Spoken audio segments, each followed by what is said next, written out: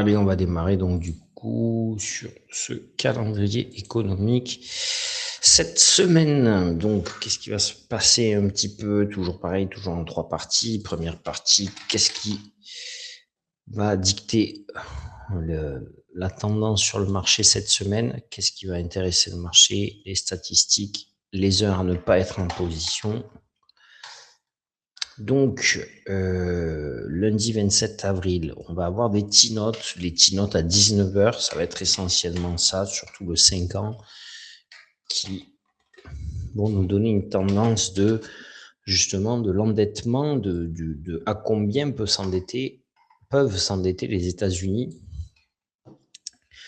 On verra après un petit peu en parler dans le débrief macroéconomique, donc l'analyse fondamentale le 28 avril. 28 avril, calendrier économique. Donc 14h15, quelques chiffres de l'emploi ADP.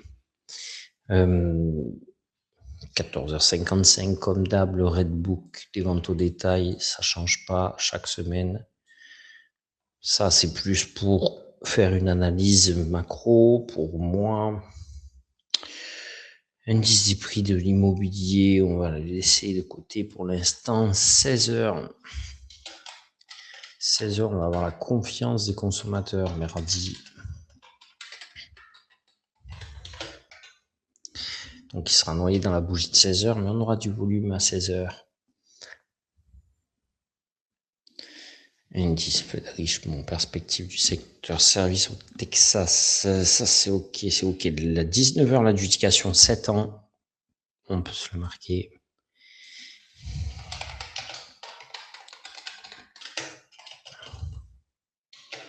Les petits notes 7 ans. Et voilà, c'est tout pour mardi. Mercredi, donc mercredi, c'est le FOMC, mercredi 29 avril.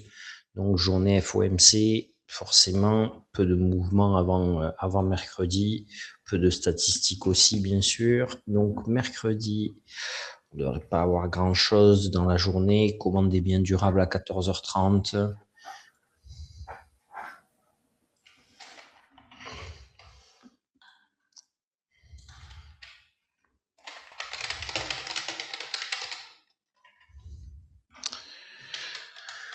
On va avoir donc la commande des biens durables.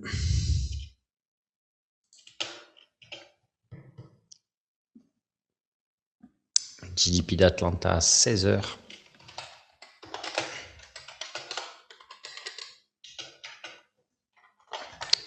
Justement, on va en parler après. Stock de pétrole à 16h30.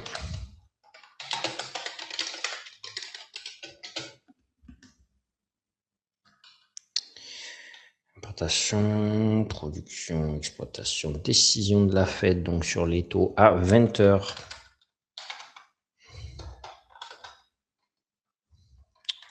On peut mettre un 20h FOMC tout simplement de toute façon.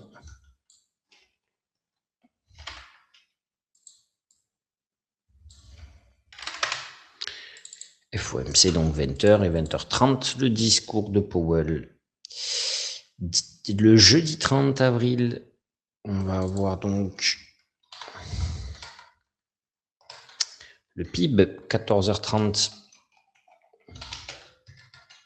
PIB américain 14h30, on devrait avoir les inscriptions au chômage. On va avoir aussi le PCE Core en partie du mois de mars, une petite partie. Donc 14h30, grosse bougie. Avec l'inflation, le PCE, c'est le chiffre d'inflation. Salut Nico. Le chiffre d'inflation, donc on a été au PCE Core, on a été à l'indice des prix du PIB trimestriel T1 du premier trimestre. Pareil, tout ça, c'est à 14h30 dans un sacré cocktail. Jeudi, il faudra faire attention à l'ouverture. Hein. En gros, c'est vraiment ça. Jeudi, attention à l'ouverture. Vous pouvez vous le marquer.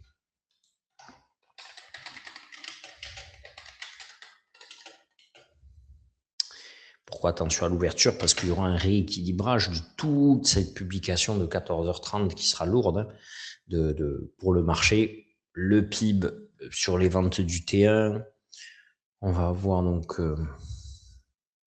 les chiffres du chômage, bien sûr. À 16h, on aura le GDP de la fête d'Atlanta, donc qui va sortir suite à ces publications. On va avoir ensuite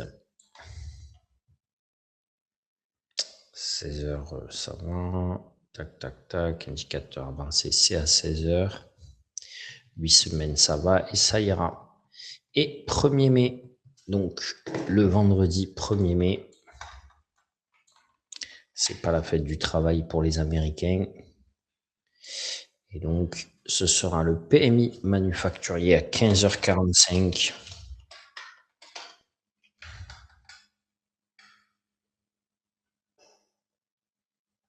Pas de souci, t'inquiète, Nicolas. PMI, donc PMI manufacturier pour 15h45, 16h, on va avoir l'indice ISM manufacturier, donc pareil, 17h30, le GDP d'Atlanta, toujours dans la continuité de la publication de résultats.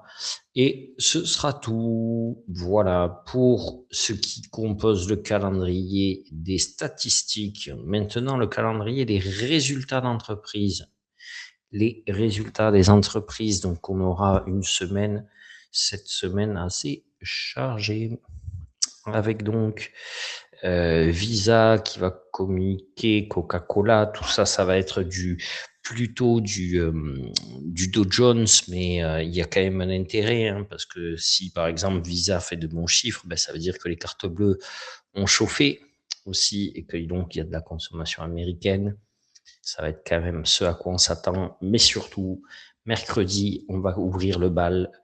On va ouvrir le bal et comment on va l'ouvrir assez fortement. Donc mercredi après le FOMC, on aura droit à du Google, du Microsoft, du Amazon et du Facebook. On aura les 4 qui vont publier mercredi. Donc ça va être du très, très, très, très, très, très lourd. Google, Microsoft, Amazon, Facebook.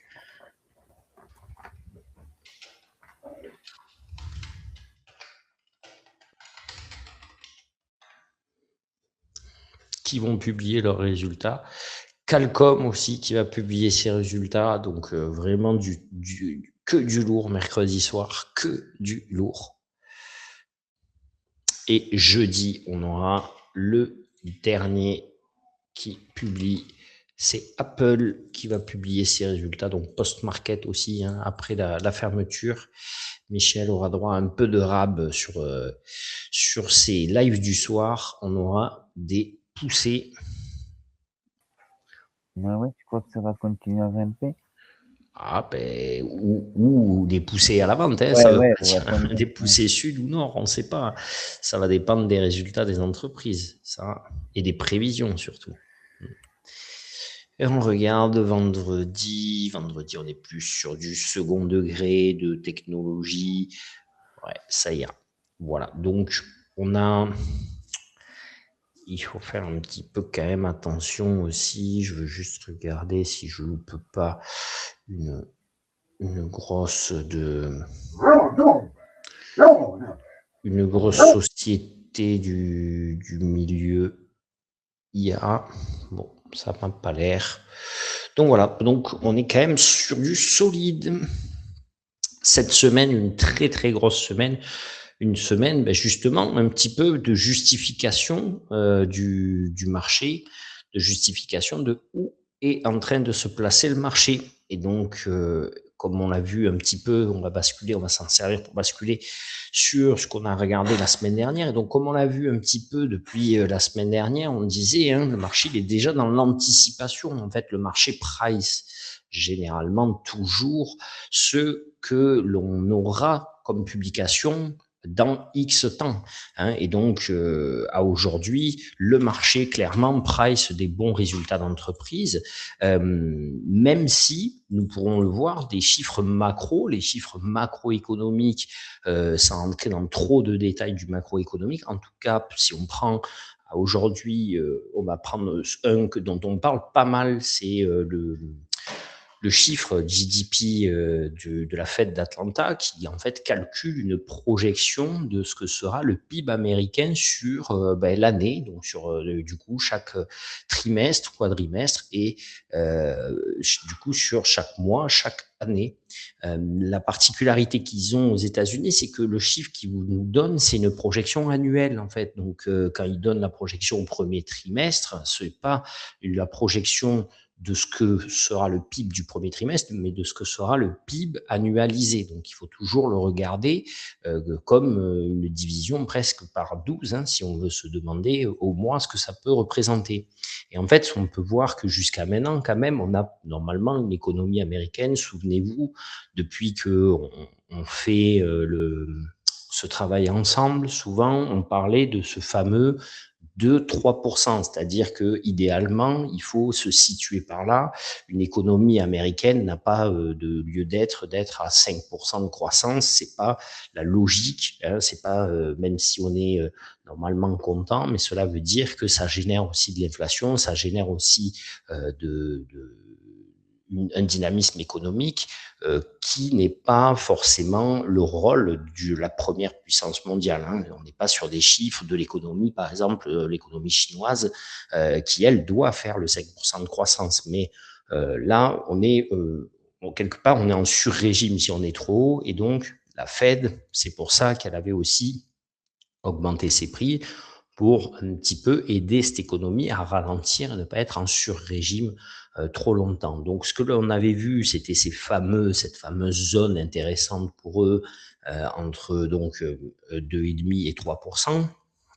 Et ce que l'on peut voir, c'est que depuis notamment le conflit, si on met plutôt ça, si on se base un petit peu plus sur les chiffres publiés depuis que le conflit a démarré, donc c'était vers le mois de fin février et déjà même avant, on était plutôt sur des chiffres aux alentours de 3%. Et en fait, depuis que le conflit a démarré, on peut voir que les prévisions ont drastiquement baissé, presque divisé par 3, puisqu'on se projette actuellement sur du 1,2% de croissance. Il y a même un moment, bon là il ne ressort pas dans ce graphe, mais il y a même un moment où la Fed d'Atlanta avait prévu moins d'1% de croissance.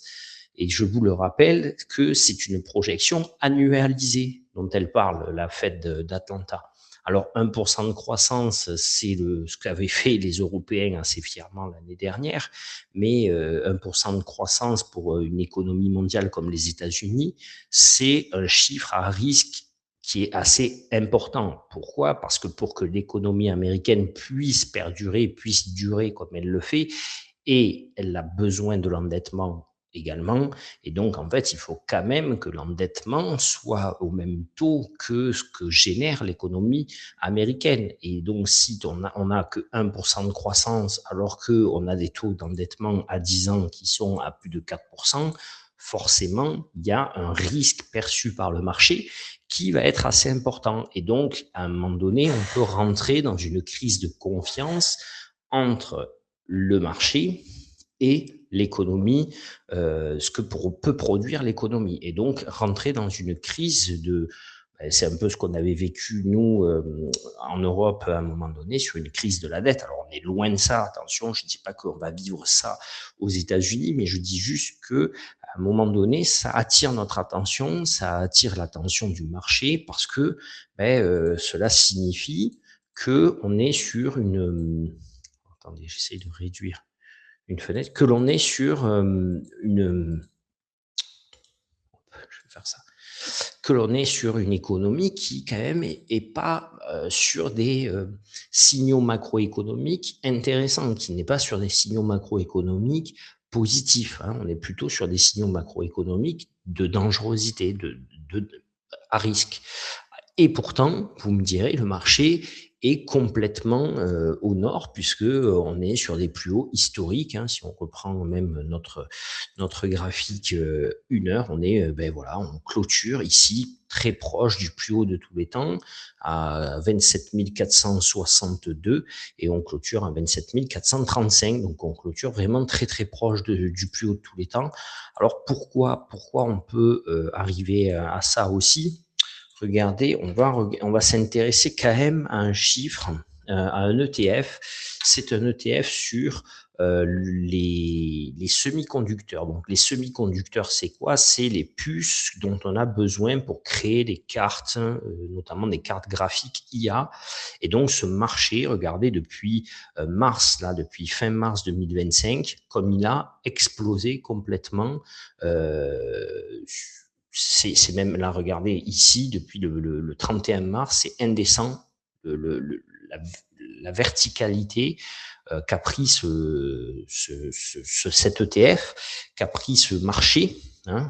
Là, on est vraiment, mais alors pleinement dans un milieu où quand même en 5 ans de temps, on a multiplié par presque 10 l'investissement. Hein, donc c'est incroyable et surtout depuis le 31 mars, hein, depuis le 1er avril du coup de l'année dernière, pardon, on a multiplié presque 3, par 3 pardon, le, le cours. Et depuis le 1er avril de cette année, on a fait 50% de hausse là depuis le 1er avril en ligne droite. Regardez ça. Si je le mets, donc ça c'est en 1 heure, mais si je le mets même pas en 1 heure, mais je le mets en un jour, regardez comment c'est vertical et vertigineux, c'est assez bluffant. Et donc c'est surtout ça qui porte le marché vers le haut, hein, bien sûr, puisque en fait c'est directement lié comment dire, à ce que aux résultats des entreprises IA hein, et aux entreprises du secteur de l'informatique et de l'IA. Donc on se souvient, souvenez-vous que en début d'année, on avait parlé de que c'était le moment, en fait, cette année où, à un moment donné, l'IA devrait payer, devrait montrer au marché que ce pari qui avait été fait sur l'IA était le bon choix et il fallait que maintenant il y ait un retour sur investissement financier sur l'IA. Et donc là, on a un petit peu un démarrage un petit peu de ce retour sur investissement, mais aussi là, il va falloir qu'on ait un retour sur investissement aussi des marchés financiers dans le sens des entreprises. Il va falloir que maintenant les entreprises, en termes de résultats, continuent de publier des résultats bons et positifs sur ce domaine d'activité pour que l'on ait une continuité, pour que l'on ait une justification de ce bump que l'on peut avoir sur les semi-conducteurs et sur le marché. Il n'y a pas forcément une continuité de la poussée haussière. Peut-être ça va être le moment où on va un petit peu plus corriger parce que comme je vous l'ai dit, on va reprendre les propos du début de la vidéo en vous disant que c'est le marché, il price toujours dans l'anticipation. Donc là, en fait, le marché est dans l'anticipation de la publication des résultats de ces entreprises-là, de ce secteur d'activité. Donc, il est déjà dans l'achat, dans l'attente de très bons résultats, et parce que forcément, il y a du sourcing qui se fait et qui doit être au courant qu'il y a plutôt des bons résultats. Et donc, du coup, il est à l'affût, et c'est ça aussi qui porte le marché, qui tire le marché vers le haut. Hein. Il y a une statistique, alors je l'ai plus en tête là. Je n'avais pas prévu, je me la suis pas notée parce que du coup, j'avais pas prévu d'en parler, mais en fait, elle a un intérêt. Je vous la donnerai mercredi ou je vous la donnerai sur le groupe de discussion. Je vais la rechercher. J'ai lu une statistique en fait sur cet indice SOX là de semi-conducteurs. Ces entreprises qui composent l'indice, donc cet ETF, représente à elle seule, je ne sais plus combien de pourcents du marché, j'ai plus le chiffre exact, alors je ne vais pas vous en dire un, mais en tout cas, il est plus élevé que 50% du marché. Donc, elle représente à elle seule plus que 50% du marché. Donc, forcément, si elles prennent en ligne droite, comme on vient de le voir, 50% d'augmentation sur 15 jours, forcément, le marché, lui, ne peut que être tiré vers le haut. Hein. Il ne peut pas s'écrouler, il est aussi obligé qu'il vienne casser. Donc, je vous donnerai le chiffre précis parce que c'était un article qui était très intéressant que j'ai lu. Je pouvais pas me le noter quand je l'ai lu. C'était un article d'un mec qui travaille dans une banque américaine. Je vous le retrouverai au cas où je vous le partagerai, mais je vous donnerai le chiffre exact dont il parle. Donc, quel est le risque? Quel est le risque justement d'avoir un petit peu ces marchés comme ça sur les plus hauts, d'avoir une économie américaine qui devrait pas avoir beaucoup de croissance, parce qu'en fait finalement on a eu pendant longtemps l'arbre qui cachait le désert. Hein, souvenez-vous, on en a souvent parlé dans nos travaux du dimanche où on disait en fait oui, l'économie américaine peut par l'investissement injecté par ces grosses boîtes dans l'économie américaine, finalement on se rend compte que l'économie est perfusée en fait par ces grosses boîtes. Mais dans un tel contexte, comment faire pour continuer à perfuser l'économie? Comment faire pour continuer à investir massivement dans de la recherche et développement, dans de l'IA, alors qu'il y a de l'inflation en face, que c'est de plus en plus dur de sauver sa trésorerie et de se prémunir un petit peu aussi de ce qui va se passer. Hein. Est-ce que ça peut encore un peu plus s'envenimer, un peu plus, est-ce que ça va s'arrêter? Donc là, je pense, oui, forcément que le marché est aussi quand même dans une projection où il se dit que de toute façon, le conflit ne va pas durer pendant 1 an, 2 ans, 3 ans, comme on est en train de le voir par exemple en Ukraine. Mais il y a une réalité. La réalité, c'est que le conflit ne s'arrête pas et qu'il ne faudrait pas que progressivement, l'économie réelle se fasse rattraper par la réalité. Et donc, il y a un moment où quand même le marché va devoir considérer ça. Donc, même si, donc, comme on a intitulé cette vidéo par une phrase très célèbre d'un économiste, c'était le marché peut rester irrationnel plus longtemps que tu ne peux rester solvable. Hein. Là, on est vraiment dans ce moment d'irrationalité. Hein, dont on parle sur les marchés, c'était Keynes qui disait ça. Et, et, et donc, oui, le marché, il peut monter comme ça sur des sommets toujours plus hauts. Et quelque part, tu peux ne pas avoir les fonds pour le supporter si toi, tu t'auto-convaincs que tu es contre le marché. Donc, c'est pour ça que aujourd'hui, je pense que quand on était plusieurs à être tous ensemble et que souvent j'expliquais que le marché, il est structurellement haussier, et c'est ce dont on parlera mercredi, et je vous expliquerai pourquoi aussi il est structurellement haussier plus en détail. Mais c'est pour ça qu'être à la vente, c'est un danger crucial, en fait, de nos jours. Hein. Et quand on voit ce type de graphique, je veux dire, il y a plus de justification, il y a plus, voilà, moi, le prochain qui me demande pourquoi, je lui montre ça. Voilà, je lui montre ça. Et ça, je lui rappelle que ça arrive dans un moment de vie où on est avec le baril de pétrole qui est à plus de 100 dollars. Donc, c'est-à-dire que vendredi dernier, on a eu les mensonges de Trump, hein, puisque bon, on ne peut pas les appeler d'une autre façon que les mensonges. C'est pas parce que je suis contre lui, c'est parce qu'à un moment donné, la réalité, elle est là. Si on prend, tiens, on va le mettre sur un graphique comme ça, ce sera plus cohérent. Hop, regardez, je vais vous mettre ça.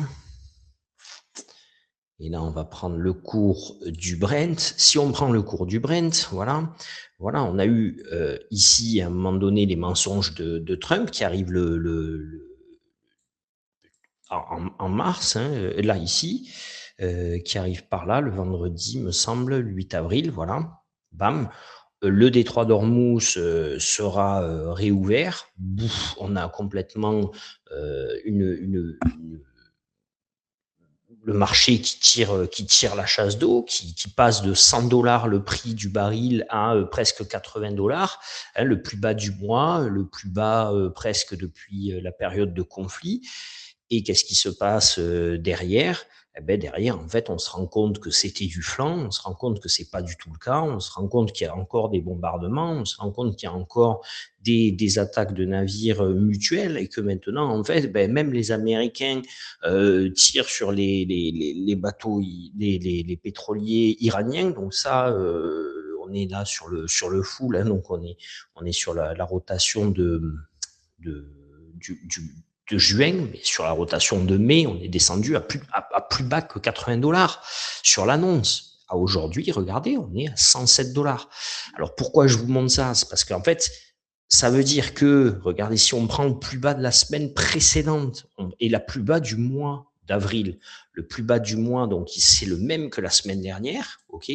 Le plus bas du mois, c'est le même que la semaine dernière, il est à 86 $. Et à aujourd'hui, on est à 105 $. Donc, si on fait 105 divisé par 86, ça fait une progression, excusez du peu, de 22% sur le baril de pétrole. Et dans le même temps, quand le pétrole augmente de 22%, le marché, lui, continue de casser ses plus hauts et ses records. Donc, si le marché fait ça, il faut bien y trouver une explication, il faut bien y trouver une logique. Il ne faut pas juste se dire que c'est de l'irrationalité. Oui, ça en est, mais pourquoi? Alors, c'est parce que, ben, forcément, comme on vient de le dire, comme on vient de le voir, il y a du pricing qui se fait sur les résultats des entreprises et sur des résultats d'entreprises qui pèsent tellement lourd dans le marché que finalement, elles déstructurent le marché. Voilà, elles rendent ce marché irrationnel de par leur résultat qui, lui, est positif, qui, lui, est bon. C'est un fait, on ne peut pas l'ignorer, il faut le regarder dans les yeux. Et donc, quelque part, presque, ce marché n'est pas assez cher face aux résultats de ces entreprises-là. Et ces entreprises pèsent tellement d'argent qu'à aujourd'hui, même si les autres n'ont pas les bons résultats et même si l'économie ralentit de l'autre côté, elles-mêmes, elles arrivent à valoriser, elles ont une valeur bien au-delà peut-être de ce que peut à aujourd'hui représenter le marché. Voilà comment on peut l'interpréter de toute façon. Et pourquoi ça devient un petit peu un risque? Ben parce qu'à un moment donné, comme on disait, il y a quand même ce risque alors, attendez, je cherche le graphique que je voulais vous mettre. Oui. Je ne l'ai pas fermé au moins. Ah, c'est là. Et qu'à un moment donné, il y a quand même un risque économique. Et ce risque économique, ce risque de bulle, cette bulle, si les résultats de ces entreprises ne continuent pas de satisfaire l'économie, ne continuent pas de drainer l'économie, ne continuent pas presque, j'ai envie de dire, de révolutionner l'économie mondiale, parce que même dans les graphiques à aujourd'hui, on voit la révolution que peut amener l'IA, en fait. Parce que cette révolution d'IA, ce changement de paradigme fait qu'il y a tellement de valeur qui est injectée dans ces entreprises-là qu'elles arrivent à chambouler la structure du marché, le cours du marché. C'est-à-dire que le cours du marché ne représente plus à aujourd'hui la valeur réelle que nous, on valorise ces entreprises-là, les entreprises globales qui composent l'indice. Elles ont un poids tellement important qu'elles arrivent à elles-mêmes à influencer tout ça, l'indice. Et donc, on peut se demander comment on peut faire qu'est-ce que va faire la Fed, parce que c'est une semaine de Fed qui peut démarrer, qui va démarrer et qui est une semaine de Fed cruciale, parce que une fois de plus, au milieu de cette poussée haussière irrationnelle, hein, on va la décrire irrationnelle jusqu'au bout, eh ben, qu'est-ce qu'on peut regarder? On peut regarder ça, c'est que si on va à la dernière réunion de la Fed prévue, sur l'année en cours, donc hein, sur 2026, souvenez-vous, début d'année, la Fed annonce une seule baisse de taux sur l'année, le marché, lui, par rapport à ses données, par rapport à son comportement, prévoit deux baisses de taux. Donc déjà, il était en désaccord avec la Fed, c'est-à-dire que la Fed annonce une seule baisse de taux, lui, il en anticipe dans son prix plutôt deux, en se disant que la Fed y viendra parce que, notamment, il y a un changement de président de Fed, on l'avait vu, on en avait parlé, etc., etc. Donc, il est dans une projection de deux baisses de taux. qu'est-ce qui devrait se passer? Si les taux ne baissent pas, le marché, lui, doit plutôt baisser, puisque plus l'argent coûte cher à emprunter pour pouvoir faire de la recherche et développement, moins on sera capable de faire de la recherche et développement, moins on sera capable d'aller chercher du nouveau client, moins on sera aussi en mesure que le nouveau client vienne à nous. Parce que si l'argent coûte plus cher, il y a moins de personnes qui consomment et qui dépensent. Et là, qu'est-ce qu'on regarde? C'est que si on prend le target rate, donc possible, au 9 décembre, et ça, le site CME, c'est un indicateur de ce que ressent le marché. Hein, cette page-là, c'est à quoi s'attend en fait. Hein, vous voyez, c'est le Fed Watch Tool, hein, donc c'est un outil où les gros poissons du marché votent et disent ce à quoi ils s'attendent pour la prochaine réunion, la réunion d'après, etc., etc. Et là, on peut voir qu'il y a 63% du marché, presque 64, 63,9% du marché, qui s'attend à ce qu'il n'y ait pas de baisse de taux cette année. Parce que si elle n'arrive pas en décembre, hein, je suis bien ici, regardez, en décembre 2026, après c'est janvier 2027. Hein, donc c'est fini l'année, on ne peut pas refaire un coup dans la machine, on ne peut pas remettre une pièce. Et donc, il y a 64% du marché qui s'attend à ce qu'il n'y ait pas de baisse de taux cette année. Donc, on n'est plus dans le côté, le marché veut 2 et la Fed 1. Là, c'est le marché dit 0. Et donc, la Fed, vous vous doutez qu'elle est plus proche de 0 que de 1. Donc, et potentiellement, quid de l'augmentation des taux? L'augmentation des taux, elle pourrait arriver, souvenez-vous, on en a parlé, que si, et là, c'est là où mercredi, les propos de Powell vont être épluchés vraiment, mais alors épluchés, et je pense que Powell ne va pas se gêner d'y aller librement, hein, parce qu'à un moment donné, en plus, en mai, il est censé partir et que le marché est sur des niveaux stratosphériques. Donc, je pense qu'à un moment donné, Powell va lâcher les chevaux en se disant, je vais bien leur faire comprendre que s'il faut monter les taux, on sera là face à cette hérésie, face à cette irrationalité, on ira, mais même s'il ne le fait pas quelque part. Hein. Donc, souvenez-vous qu'à la dernière réunion, il avait déjà parlé du fait que la Fed avait discuté, on avait dit qu'on avait cette sensation que voilà, jusqu'à maintenant, ils étaient plutôt un pied dans le pas de baisse de taux et un pied dans le côté baisse de taux. Donc, ils avaient un penchant plutôt sur les baisses, plutôt favorable, plutôt colombe, plutôt doux avec les baisses.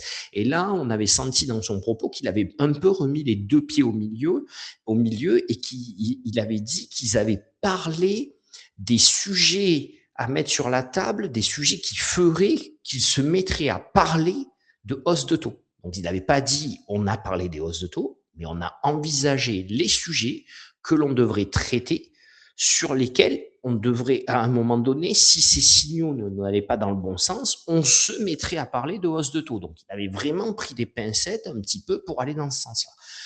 Donc, là, on est sur l'année 2026, et si vous prenez l'année 2027, hein, regardez, on a la chance là d'avoir le 8 décembre 2027. Bon, alors là, c'est quand même, attention à prendre avec des énormes pincettes. Pourquoi? Parce que dans le monde de Trump, la vérité de décembre 2027, c'est très, très, très, très, très dur de la connaître, hein, parce que d'ici décembre 2027, il est capable de beaucoup de choses. Donc, du coup, le 8 décembre 2027, eh bien, regardez un petit peu le marché, à quoi il s'attend. Ici, on peut voir qu'il s'attend en fait finalement entre une et deux baisses de taux seulement d'ici la fin d'année 2027. Donc, c'est très peu finalement. Hein, et encore, si on prend ceux qui pensent que l'on aura autant le même taux, plus ceux qui pensent qu'on aura une seule baisse de taux, en fait, finalement, c'est eux qui sont les plus nombreux par rapport à ceux qui pensent qu'on en aura deux. Bon, il y en a qui pensent qu'on en aurait trois, mais voilà, en fait, on est plutôt, allez, on va dire, sur deux baisses de taux d'ici la fin d'année 2027. Je vous rappelle que lors de notre travail du dimanche, le premier de l'année de janvier 2026, on avait identifié, on avait vu que suite à la réunion de la Fed de décembre 2025, la Fed attendait une baisse de taux et le marché en attendait deux. Et donc maintenant, le marché est sur les plus hauts de tous les temps, alors qu'il attend 2 baisses de taux à la fin de l'année prochaine. D'accord? Donc, imaginez le changement de psychologie dans lequel on a basculé et avec un marché sur le plus haut de tous les temps. Donc, si à un moment donné, le marché se met, comment dire, un petit peu à avoir des angoisses ou à avoir des questionnements ou à avoir des doutes, ça peut saigner très, très, très, très fort parce que là, dans le prix actuel du marché, ces éléments-là ne sont pas vraiment pris en compte par les hauteurs dans lesquelles on se trouve. Surtout si on devait finalement se rendre compte que on ne peut avoir des taux plus bas, plus hauts, pardon, ou des taux qui resteraient plutôt sur du 3,50, 3,75. Et pourquoi on pourrait avoir des taux qui restent sur du 3,50, 3,75, oui, et qui ne bougent pas? Parce que à un moment donné, les taux, ils se resserrent ici. Ils se resserrent sur les taux, les taux, hein, pas les plus loin de taux, les taux en un seul mot. Euh, il se resserre sur le taux d'endettement, les crédits d'emprunt, notamment le taux à 10 ans. On regarde le taux à 10 ans historiquement parce que c'est celui qui est le plus utilisé. Voilà, d'accord. Mais si les taux à 10 ans sont, comme on le voit ici actuellement, finalement, regardez, sur une semaine, ils ont progressé de 1,56%, sur 3 mois, 6 mois, 7,83 en 6 mois. Et là, le conflit de la guerre, il est plutôt sur du 2 mois, on est à peu près sur du 2 mois de conflit déjà. Donc, on est à peu près. Alors, pourquoi on a moins de 40 là au milieu? Parce que tout simplement, dès que c'est sorti, dès que le conflit est sorti, on a eu une grosse poussée sur le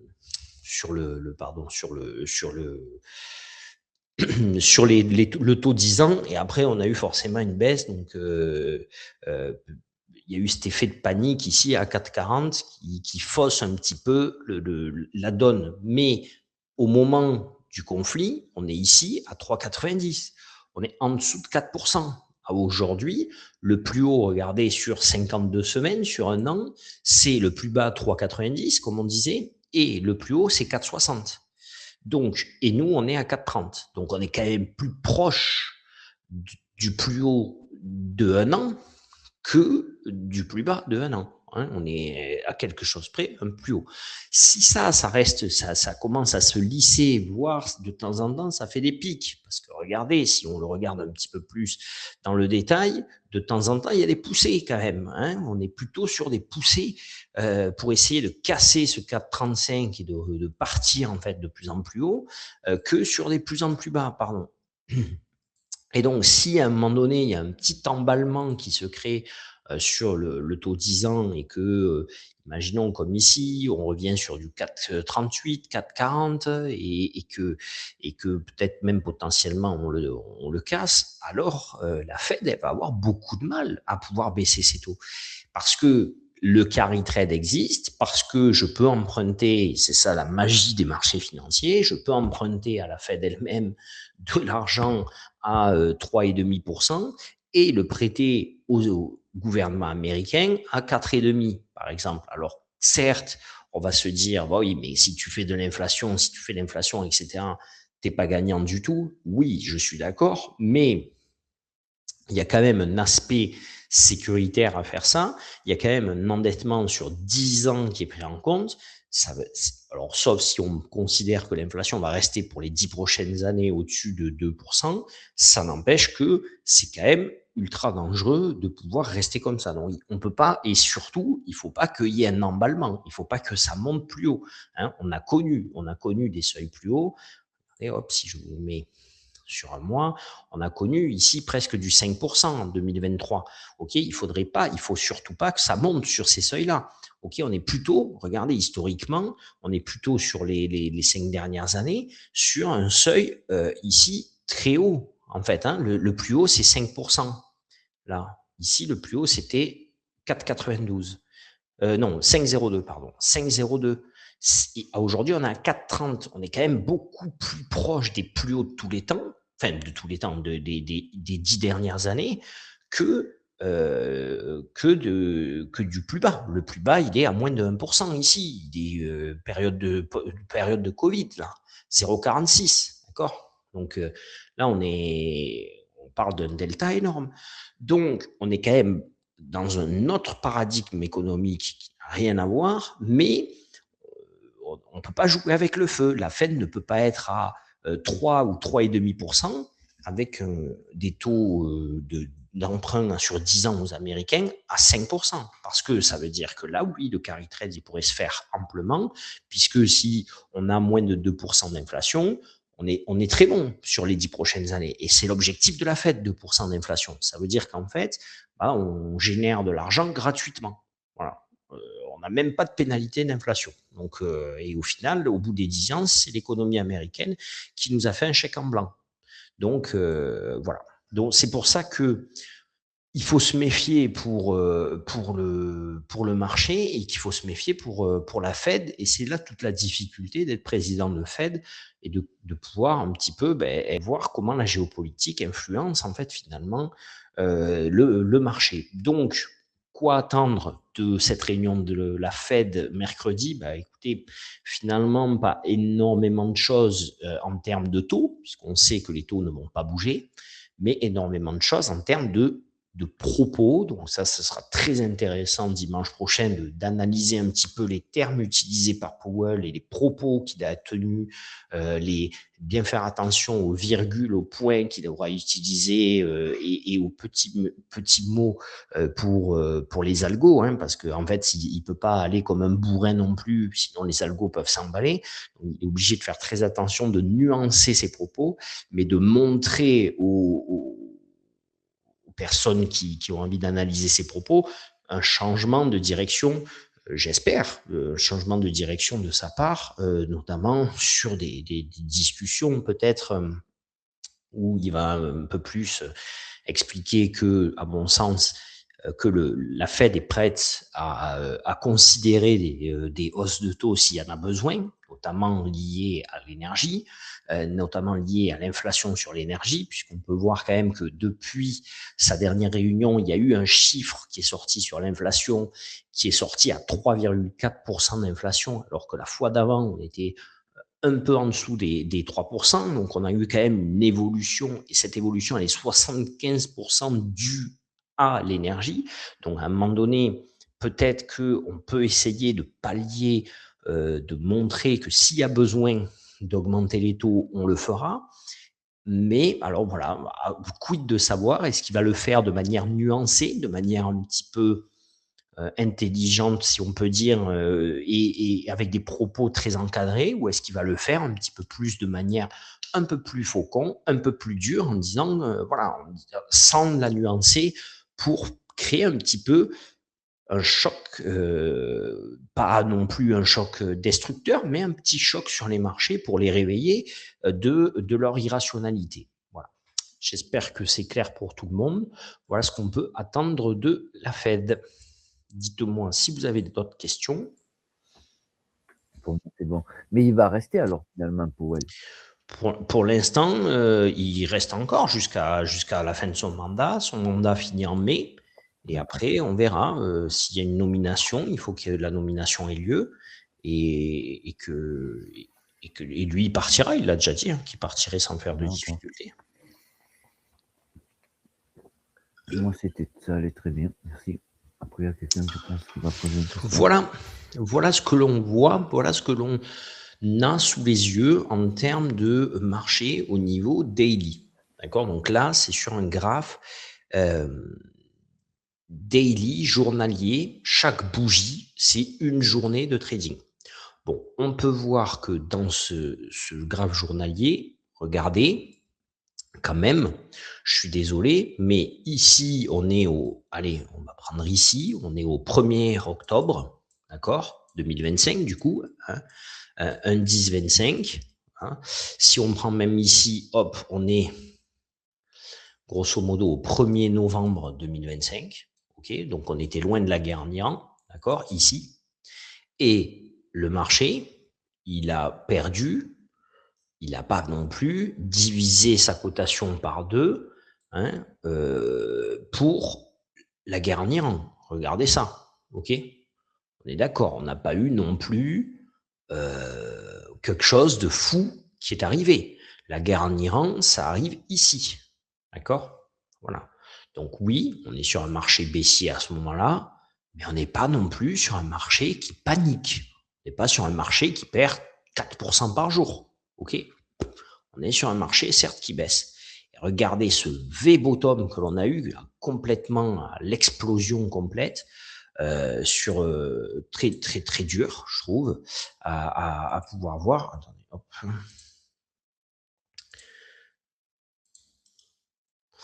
Donc là, un gros V-bottom, fou presque, sur les indices. Et donc, qu'est-ce que on peut attendre à aujourd'hui? Bon, ben, si le marché continue de monter, comment vous dire où c'est qu'il peut s'arrêter?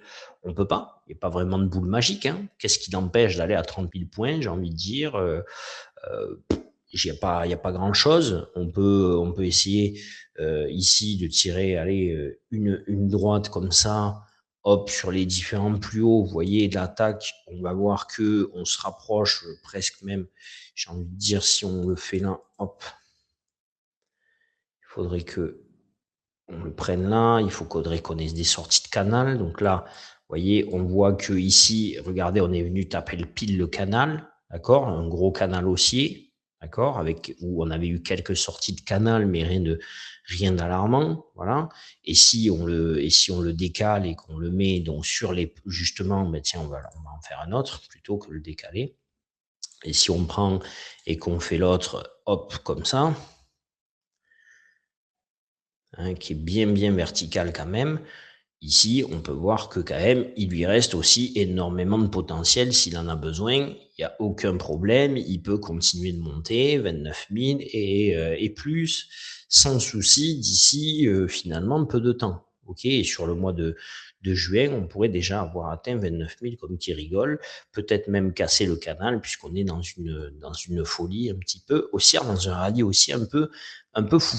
Donc, maintenant, ce qui va nous intéresser, c'est plutôt si le marché se met à respirer. Pourquoi? Parce qu'à un moment donné, n'importe quelle, ben, vous voyez, n'importe quelle poussée, d'accord? Donc là, si on prend par exemple là le W qu'il avait formé, il y a bien un moment où on revient sur une zone, après on repousse, d'accord? On le sait, le marché monte par palier, il ne descend pas, comme il descend par palier, et ne monte pas non plus en ligne verticale indéfiniment.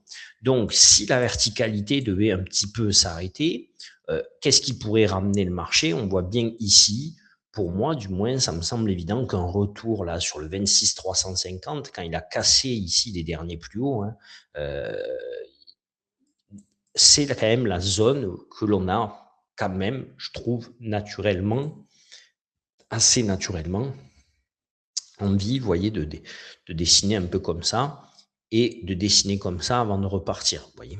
Alors, je ne dis pas qu'il va venir à 26 350 pour percer, mais plus pour s'appuyer, confirmer que cette zone-là a bien été gagnée par les acheteurs. On se rappuie sur la zone et pouf, on repart pour après aller chercher là-haut. Donc ça peut être fait en quelques jours. Il faudra bien à un moment donné, de toute façon, que la verticalité s'arrête. Donc si elle s'arrête, on pourrait avoir cette zone-là comme repli. Donc voilà. Ça ne veut pas dire que ça arrivera cette semaine, mais quand même, on a des gros résultats d'entreprise. D'accord? Donc, quoi de mieux que les résultats d'entreprise pour pouvoir aller chercher un petit peu de participation, de distribution. Là, on est complètement dans la participation. Il faut qu'il y ait un petit peu de distribution. OK? Là, on a une semaine de fête, une semaine d'entreprise pour pouvoir après refaire peut-être même une phase d'accumulation et pouf, repartir. D'accord?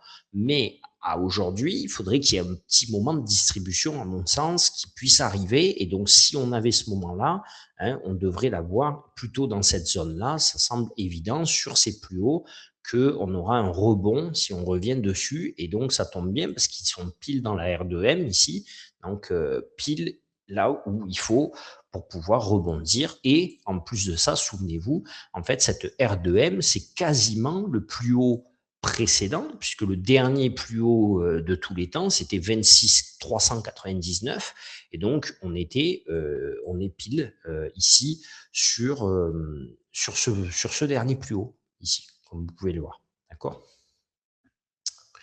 Donc, on a de quoi envisager un petit retour cette semaine sur cette zone-là pour prendre appui, et ce sera une très bonne zone de trading. Ça ne nous fait pas une immense perte, ça nous fait une perte de 1000 points. 1000 points quand le marché pèse 27 500 points à quelque chose près, c'est pas non plus énorme. Regardez, si on fait 26 330, donc divisé par 27, 430, ce qui pèse quasiment aujourd'hui, ça nous fait une baisse de moins de 5%, de 4%. Sur la semaine, pourquoi pas, hein, avoir cette baisse progressive, diluée, et après pouvoir un peu se stabiliser pour repartir. Bon, je n'ai pas l'impression non plus que le marché soit dans cette phase-là, mais en tout cas, il faut bien, on ne peut pas, je ne peux pas regarder vers le haut, j'ai pas de graphique vers le haut, donc vers le haut, il n'y a pas de limite. Maintenant, hormis les multiples que l'on connaît. Mais vers le bas, voilà la zone clé qui sera le target, je pense, de beaucoup de monde si on venait à rendre un petit peu et à arriver au milieu de cette forêt bleue, à avoir une petite bougie rouge ou deux qui puissent se balader. Voilà, donc ce ne sera pas pour avoir quelque chose dans la durée, hein, ce sera juste pour avoir un petit point de rebond, à revenir chercher une petite consolidation, un petit retour sur une zone clé. Donc, on va se marquer cette zone clé attendue. Et ça, on va se le marquer aussi et on va le garder tant qu'elle n'est pas revenue quelque part. Donc, ça, on va se la marquer. Zone clé 26 330.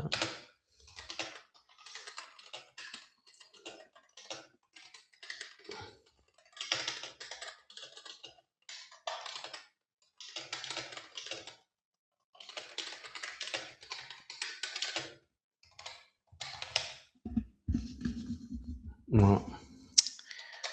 Voilà, un petit peu. Donc la Fed, je commence à voir si la Fed nous permet de revenir là, ce sera pas mal. Les 26 000 aussi, ce sera pas mal. On a nos 25 862 là qui doivent marcher, hein, qui est pareil, qui sont une bonne zone. On les voit, on les avait travaillés et ils avaient pas mal marché. Donc eux, on peut se les marquer aussi, bien sûr. En plus, c'est la MS1S. Donc, ce sera pas mal. Et après, il y a quand même un gros vide. Là. Regardez, pouf, il y a quand même un gros vide ici entre les deux qui devrait nous faire avoir après un petit gap à 2530. J'imagine, mais alors très très mal le marché, revenir vers les plus hauts du mois précédent à 25 250. Là, ça nous ferait perdre du 2000 points, du 10% presque. Si on compte 25 250 divisé par 27 430, ça nous ferait perdre du 8% sur la semaine. J'ai vraiment énormément de mal à y croire. Hein. Donc,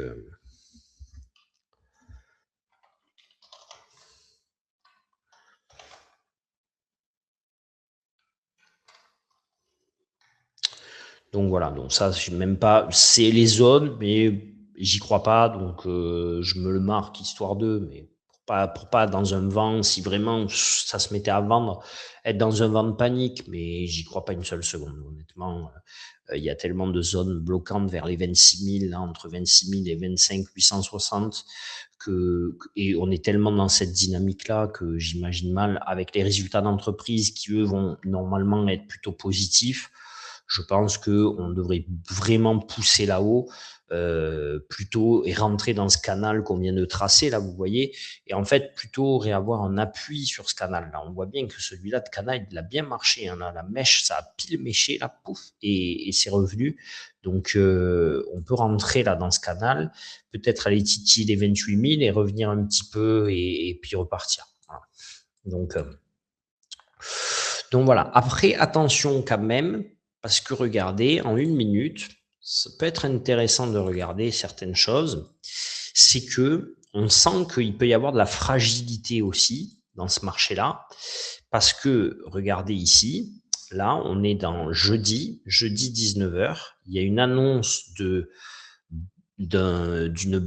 bruits de bombes qui ont été entendus en Iran, notamment dans le Détroit. Il tire la chasse, il perd presque 400 points, il me semble. Ouais. Regardez, 660 de 27 100 à 660, ouais, donc il perd 400 points en ligne droite, hein, ici 40 minutes. Pour tout de suite après récupérer finalement la moitié de ça et puis ranger avant de même ouvrir et partir plus haut, parce que finalement bon, c'était des drones, c'était pas des bombes, donc le marché vient à se dire bon, c'est pas grand chose, c'est pas des missiles qui sont partis, donc le cessez-le-feu tient toujours, nanani, nanana, et donc on est reparti assez vite pour la clôture.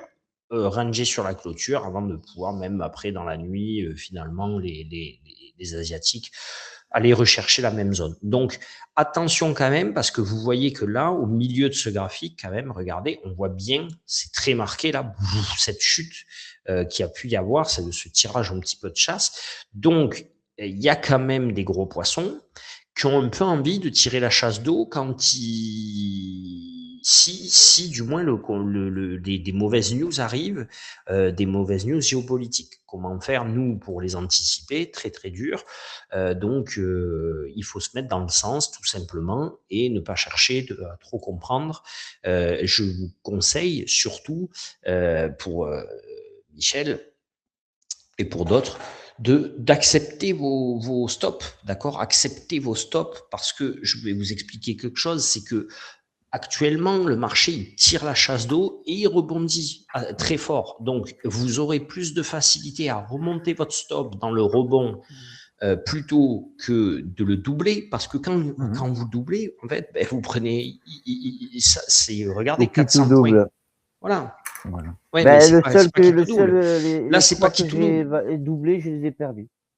Celui-là que j'ai accepté mon SL, je l'ai passé PA. Ouais, mais ce que je veux dire, c'est que dans ce contexte-là, encore plus que d'habitude.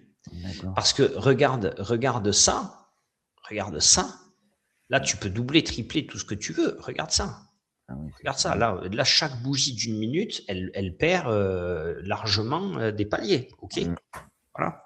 Et tu te dis, pour que finalement, 1 heure plus tard, on soit revenu sur la même zone. D'accord? Parce que là, c'est des bougies 1 minute. Donc, on n'a pas l'impression, mais regardez, 19h. Et finalement, si on avance, là, 20h30, allez, regardez, là, 23h, on est là. D'accord? On est revenu quasiment sur la même zone. Hein, et pourtant, en 30 minutes, voilà tout ce qu'il a perdu. Et là, même pas en 10 minutes, voilà ce qu'il avait perdu. Au début, il perd rien. Voilà. Donc, il faut pas, ça sert à rien. Prends-la et fais-toi ça derrière, tu vois, plutôt que de doubler, parce que la doublette, elle ne te sauvera pas. Voilà. Non, mais là, les deux, je veux les passer. Soit on a du cul, soit tu as du cul, tu tombes là-dedans, mais comment savoir que c'est là qui va se permettre de rebondir? OK. D'ailleurs, on voit bien que notre plus haute semaine précédente, il marche bien du coup, ici, on le voit bien, parce que en plein milieu, regardez, ça c'est intéressant, là, ça on va se le marquer, parce que regardez, en plein milieu de la grosse descente, là où il se met à faire du bleu, c'est dès qu'il vient toucher finalement le plus haut de la semaine précédente, regardez, ici. Là, on le voit bien. D'accord? Donc, ça veut dire que ça marche super bien. Donc là, s'il revient sur cette zone à 26 884, qui semble quand même beaucoup plus probable, il devrait bien rebondir, quoi. Voilà. Donc ça, on va se le marquer, parce que ça veut dire qu'il y a du monde sur cet endroit-là. Il y a potentiellement même de l'algorithme, puisque c'est aller contre la masse. Donc, ça veut dire que c'était du gros poisson. C'était pas du petit joueur. Donc, 26, on a dit. 84, 884. 884, 75. 75. 884, 75. Gros bon rebond sur la grosse descente de 400 points. Voilà, ça on peut se le mettre parce que ce sera une zone et donc on peut mettre plus haut semaine précédente.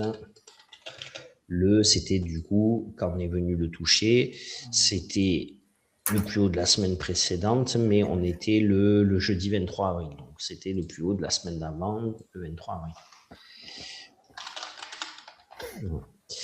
Voilà, donc ça, on peut se le marquer parce que s'il revient dessus, en plus, regardez comme ça marche. Même quand il remonte à la montée, déjà, il bloque. Ici, c'est la zone où il tergiverse. Et quand il le casse, il revient s'appuyer dessus. Ici, il revient s'appuyer dessus. Ici, et hop, il repart. Ici, et hop, il repart. Ok, donc ça marche bien. 855, du coup, encore mieux. Ouais, on le voit bien. Ça,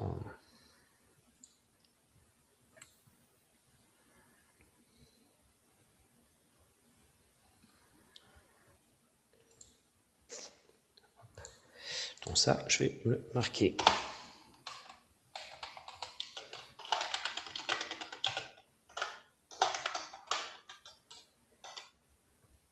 Voilà.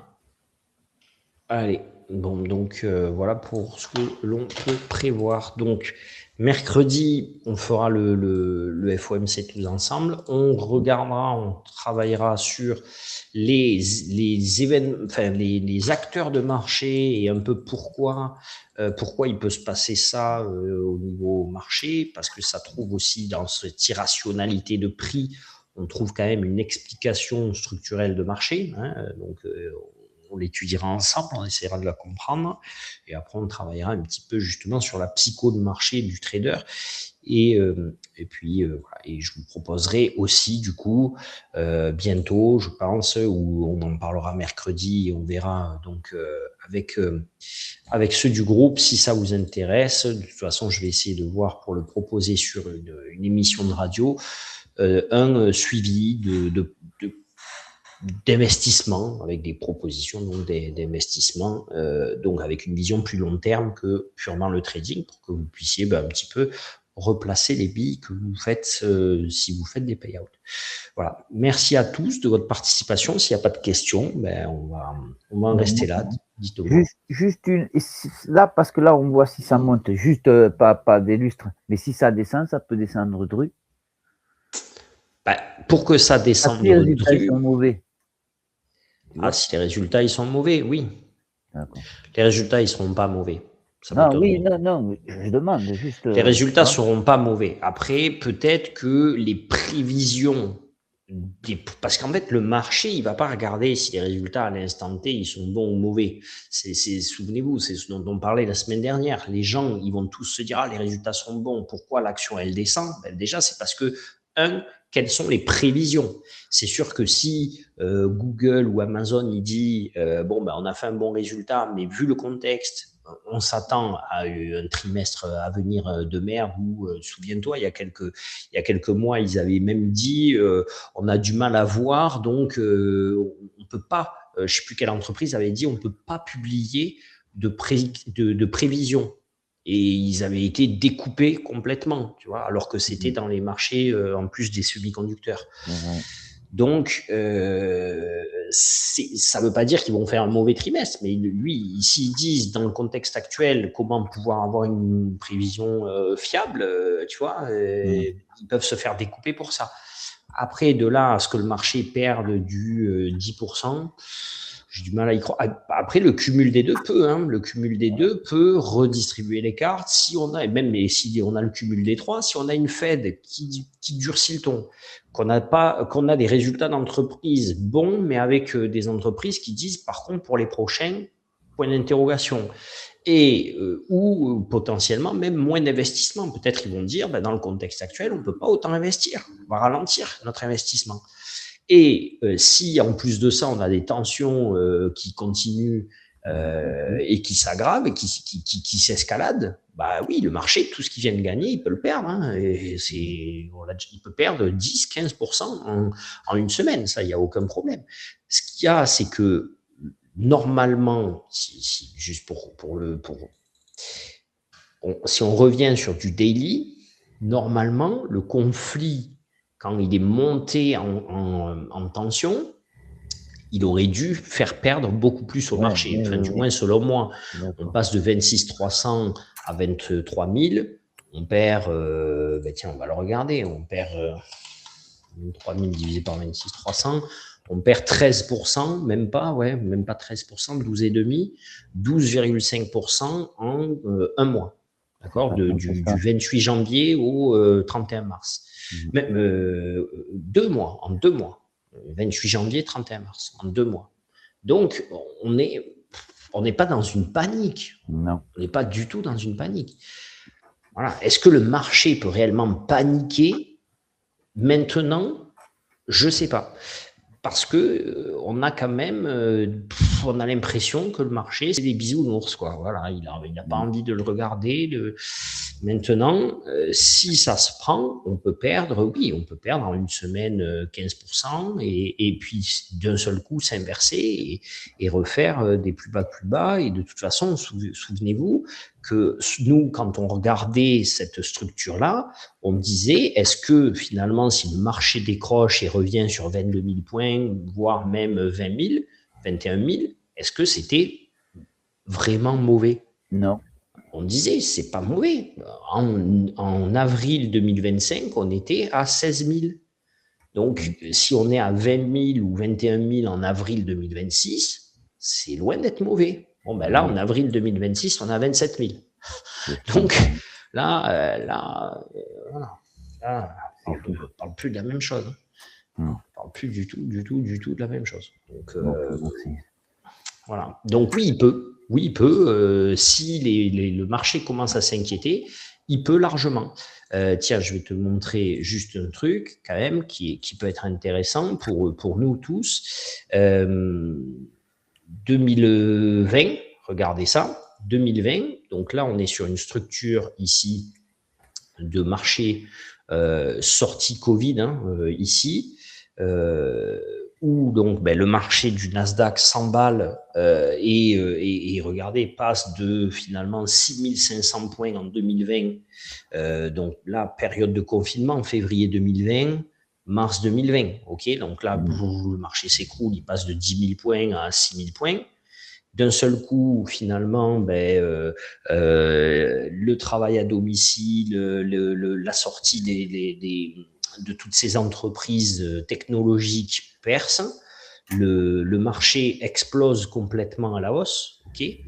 Ici, on est en novembre 2021, donc on est passé de 6 000 points à donc en mars 2020.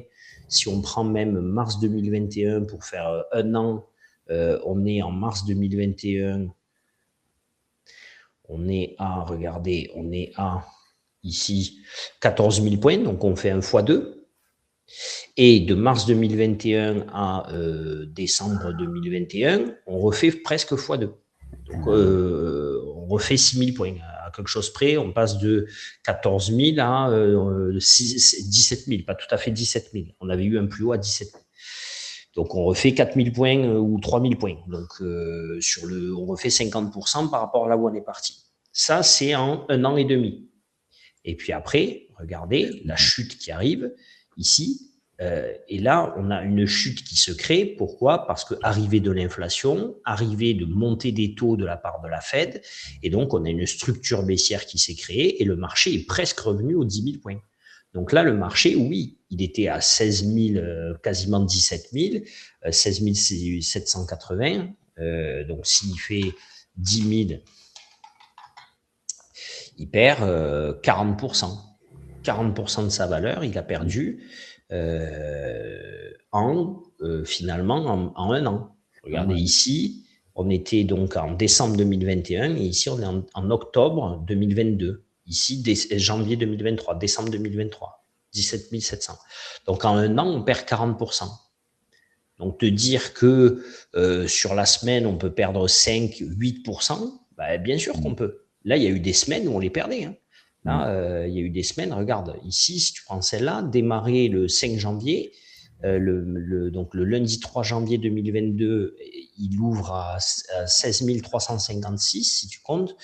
Je dis vendredi, vendredi, il clôture à 15 580.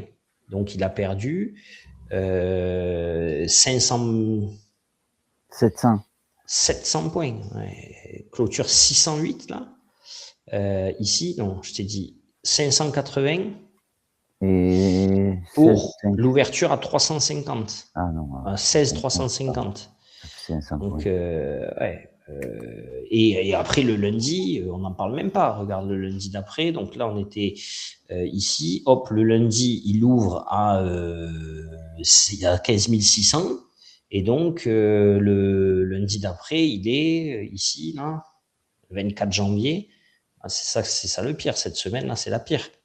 Là, le 17 janvier, il ouvre à 15 616.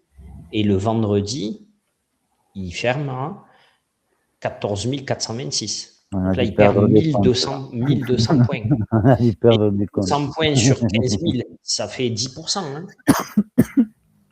D'accord. Regarde, si tu prends le lundi 17 janvier, il était à 15 000, l'ouverture 616. D'accord. On va prendre 616. Et la clôture du vendredi 21, c'est 14 426. Donc,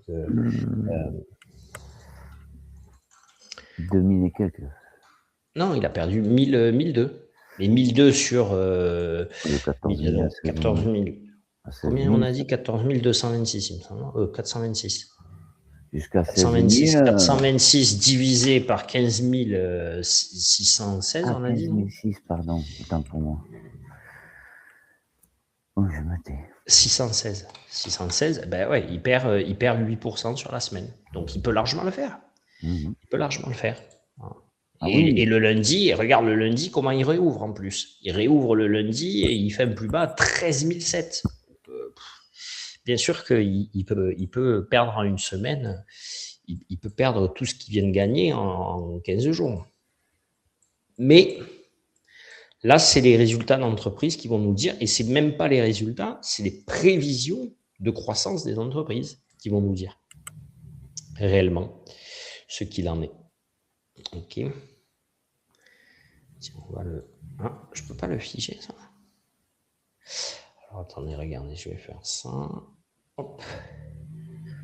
Et ça, normalement, je dois pouvoir l'appliquer sur tous les graphiques.